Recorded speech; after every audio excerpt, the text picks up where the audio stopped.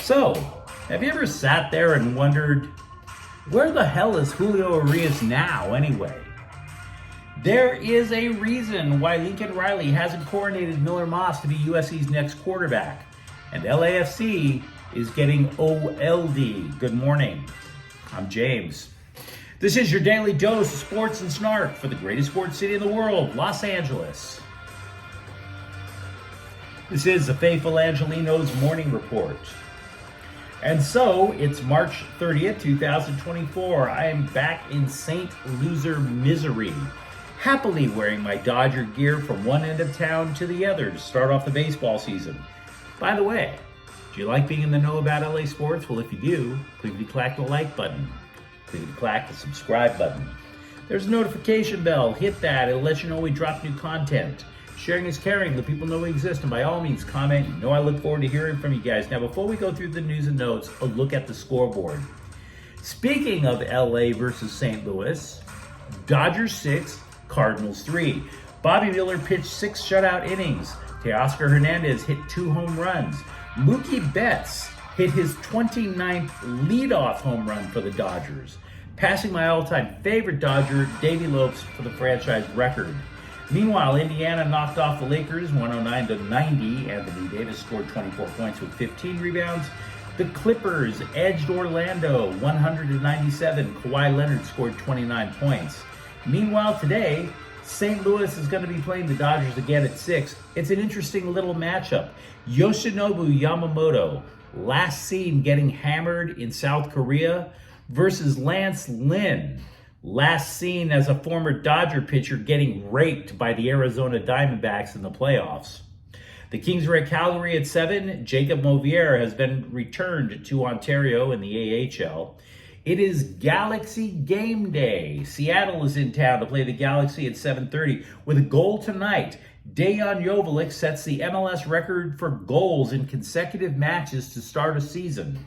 Seattle, by the way, is winless this season. The Galaxy have yet to lose, but they've also have yet to post a clean sheet. LAFC is at Colorado at 1. The Rapids haven't beaten LAFC in almost 2 years. And Angel City FC is at Kansas City at 12:30. But let's get to the news. Give the LA Times credit when they ask great questions, because they don't always act that smart, right? You read it and you're like, why did I pay for this? Bill Plaschke writing, the Dodgers could either be the biggest thing in baseball or a complete flop. Thanks for nothing, Captain Obvious. But Bill Shaken went to Dodger Stadium, knocked on his noggin, and came up with a good question. Has anybody heard from Julio Urias? That is a terrific question, right? Because this time last year, Julio Urias was one of the biggest news items in baseball. He pitched for Mexico in the World Baseball Classic. He was expected to get a free agent contract, whether it was from the Dodgers or somewhere else, worth hundreds of millions of dollars. There was going to be a bidding war of epic proportions for this guy's services. And yet a team official has told the LA Times he's gone totally dark. Off the grid. Even more so than Diddy, for Pete's sakes. Now, let's be real. We know why it's a good idea to stay silent. The LA City Attorney still hasn't decided to charge him in relation to an alleged domestic assault last summer. Now, the belief is that any punishment from Major League Baseball is also on hold until the city attorney makes a decision on what to do with the Urias case. Now, couldn't find Urias. As for Urias' agent, that's Scott Boras, he said, quote, "We certainly have teams inquiring about him a lot," unquote.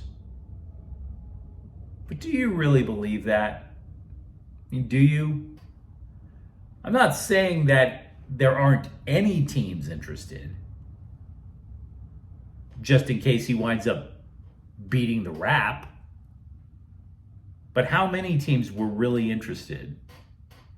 And for that matter, if that many teams are interested, Why doesn't he poke his hole out of the rabbit hole? You know what I mean? Why doesn't he poke his head out of the rabbit hole? I'll tell you this much. You can totally hate on Trevor Bauer all you want. And I'm not going to fault you for doing it, obviously. But at least to Trevor Bauer's credit, he hasn't hid from anything. He's even trying to land a contract, even if it's for minimum wage. Like Trevor Bauer pitching for minimum wage one night, driving Uber the next day to try to make ends meet. Just saying. Walker Buehler will start for AAA Oklahoma City on Sunday. It is his first rehab outing since September. You might recall he was pitching some rehab outings and he thought he was going to be able to ramp it up in time to go pitch in the playoffs. Totally didn't happen. Dave Roberts said Buehler is scheduled to pitch 4 or 5 innings on Sunday. Roberts did not say how many starts Buehler would need in order to become major league ready, but MLB.com suggests that his return should come sometime in April. And yeah, we're talking again about Dodger pitching, which is, to me, is always amusing. Because, you know, when it comes to pitching, the Dodgers are like trophy wives who love shopping and then panic when they see the credit card bill. What do I mean by that? Well, on the one hand, they're just paying through the nose for everything in the offseason, just like they're going from one Christmas sale after another, you know, just making it rain all over the free agent class. And then the bill drops in late March, and all of a sudden, the Dodgers head straight to Goodwill for their pitching staff for the next 6 months. Give you an example, because we've seen this play out for years, right? The bill apparently just dropped on the Dodgers because they are now signing people to minor league contracts. Drew Pomeranz, for example, he was once one of the most dominant relievers in the game. A couple of years ago, the Padres signed him to a contract, and the dude was lights out for the first half of that 4-year deal. Then he tore a flexor tendon, had surgery back in 2021, hasn't been back in the majors since. So yeah, they're going to cut him a minor league contract. Enjoy Oklahoma, Drew.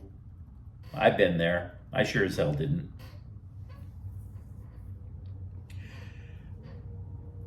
This is not a surprise. We've been hearing this even after that brilliant Holiday Bowl performance. But it is not a sure thing that Miller Moss has a starting quarterback gig at USC. And there's a reason for it. And it's not anything against Miller Moss. It's because transfer Jaden Mayava should be credited, I would even say, with the immediate turnaround that UNLV football enjoyed when he played there last year. Nobody thinks of UNLV in football. I don't even know too many people who think of UNLV in basketball anymore. But Maivia shows up, and then all of a sudden, UNLV gets to its first bowl game in I don't know, ever.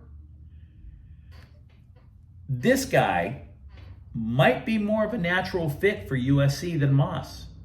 A natural fit in the air raid offense that Lincoln Riley likes to play. Consider that he not only threw for more than 3,000 yards and 17 touchdowns, but he also rushed for 277 yards with the Rebels. So they asked him about how his spring camp has been going. Quote, "It's been good so far. I mean, tough times here and there, but it only builds character. So just taking it all in and keeping myself accountable," unquote. Now, Lincoln Riley is a lot more bullish than Mayava is giving himself credit for. He said the guy's poise is definitely standing out. Quote, he's had a really good control of what we're doing here in the first couple of days, given that it's his first few practices. He's a poised kid. You can tell he's not like some true freshman coming out in here wide-eyed. He's learned how to prepare. You see that out on the field," unquote.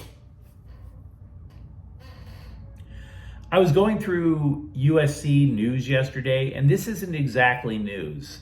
This was an opinion piece that I skimmed from Trojan's Wire. And I don't have an answer to this question, because asking it presupposes writing history. Stick with me on this. The writer asked if USC would have been so gung-ho to hire DeAnton Lynn away from UCLA if the Trojans didn't get the bleep kicked out of them by the Bruins 38-20 last fall.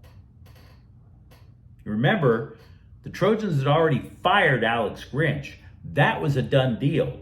Sean Nua and Brian Odom were co-interim defensive coordinators. If those two had combined to hold UCLA to, say, 28 points instead of 38, would they have gone out of their way to hire DeAnton Lynn? I don't have the answer for that. My gut feeling, they probably still would have. Lincoln Riley has been just repeating this over and over and over, how he wants to build not just an elite defense, but to build an elite defense, it helps to start with an elite defensive coaching staff. So yeah, I think he would have, but I can't say that I know the answer. You let me know what you think in the comments thread. Nua, by the way, did survive the purge from the last coaching staff. Odom, by the way, he landed in North Texas. Earlier this week, I went to Twitter, where all intelligent debate happens, of course, and I asked a question out of genuine curiosity. Has LAFC abandoned the way that it would traditionally build a team, and oddly enough, abandoned it and embraced the way that the Galaxy used to build teams? Here's why I thought so. LAFC loses a front office guy to the Galaxy, Will Kuntz. Kuntz comes to the Galaxy and follows the original LAFC model from the first year, getting young, speedy guys at the top of a 4-3-3 and basically letting the goals fall in just by running people off the pitch. The Galaxy are scoring at will now. Now, before Kuntz's arrival, what the Galaxy front office would do is they would try to sign a big name or two and then cross their fingers about the rest of the roster. Now, LAFC has all but signed Olivier Giroud, who's 37. And so I asked on Twitter, hey, wait a second, guys, is LAFC now signing players past their prime, like the LA Galaxy used to do? And the LAFC fans were like, oh, no, there's this great mix of young players and veterans. Are you sure? Are you? Because they are now finalizing a deal for 39-year-old Kai Kamara. 39 years old Kai Kamara. Played for 11 MLS teams in 17 years, Kai Kamara. Don't let the ball get caught in his walker as he's going down the pitch, Kai Kamara. The guy is the third all-time leading goal scorer in league history. He's only one behind Galaxy legend Landon Donovan. So I'm not saying that he's incapable of scoring, but I hope when you head the ball, you don't accidentally knock out your hearing aids, bruh. I'm telling you, you sign one more player off the geriatric reserve list, and I'm telling you, LAFC has completely abandoned the way it used to build a team. I don't know it for certain yet, but I am this close to being convinced that that's what's happening now. The Clippers won last night, which is good, but can the Clippers pull out of their slump before the playoffs? It's the same roster that went 26-5 earlier this year. They have playmakers, absolutely. But here's why you could probably be skeptical. They still don't play defense. Now, don't get me wrong. If you're a Clippers fan, you would be absolutely correct in saying Kawhi Leonard and Paul George are strong defensively. And if we could get back in the Wayback Machine and jump back about 4 or 5 years when they first came to LA, back then, they were so sound defensively, they didn't just cover their own man. They were quick enough to join and help out their teammates. but they are not those players now. And by the way, speaking of injuries, Ivica Zubac is the only true rim protector on the roster, and he has a calf problem. And you and I both know about James Harden's defense. So I put it to you this way. It's still possible the Clippers could make a run. I'm not going to deny that. But if you remember the Lakers playoff run last year, that was actually helped out a little bit because they matched up very well with an injured Memphis Grizzlies team. And then, of course, a super old Golden State team. If the Clippers can get favorable matchups, yeah, I can see them make a run. But if I'm going into the playoffs and I see the Clippers on the schedule, I don't necessarily fear that right now. I don't. Do you watch hockey? And if so, have you been amused as I have to watch an entire nation ganging up on the Los Angeles Kings? This is the most I've paid attention to Canada in decades. They've been talking about it nonstop while the Kings make a road trip across Canada. They hate the Kings for playing a 1-3-1 defensive formation. It just gives Canadian teams fits. Oh, and the syrup suckers up north, they're so pissed off about it, right? Oh, it's so bad for the game, which is very strange. Because that's like the NBA trying to ban the Euro step. It's not going to happen. I mean, Vancouver hates them. Edmonton hates them. Calgary hates them. It's craziness. Anyway, if you're wondering, all of Canada's hopes to knock out the Kings probably rest on Edmonton again, because the Kings have beaten the Oilers. The Oilers have beaten the Kings 3 out of 4 times. Now, Connor McDavid said that the Oilers are comfortable playing tight checking games, which is what the Kings specialize in. Analysts are also claiming that it's important to score first on the Kings because that will force them to take risk, which opens holes in the 1-3-1 zone. But you let me know what you think in the comments thread. Talk to me about the state of Dodger pitching. And for that matter, if you have in fact seen Julio Urias. For that matter, who do you have as the quarterback for USC in the upcoming season? And if you enjoyed the content, don't forget to subscribe to Faithful Angelenos. We're talking LA sports every single day here. Thank you for watching. I'm James. We'll be back tomorrow. Faithful Angelenos is a Kian Corte El Queso production. Take care.